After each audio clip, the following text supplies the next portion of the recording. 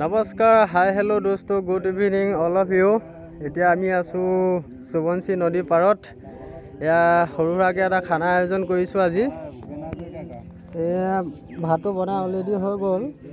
এতিয়া এইটো এটা স্পেচিয়েল চব্জি বনাইছোঁ আজি, অকল বনৰীয়া শাক পাচলি।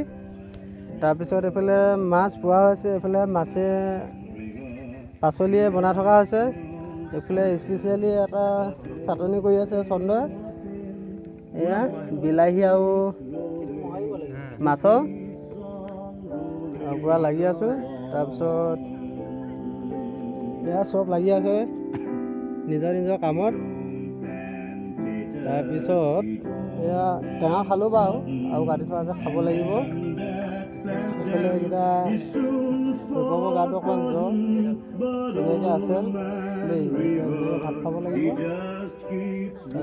দৌৰিলে ৰাতি 12টা বজাতে, দিনৰ 12টা বজাত। এতিয়া 2:30 বাজিলে।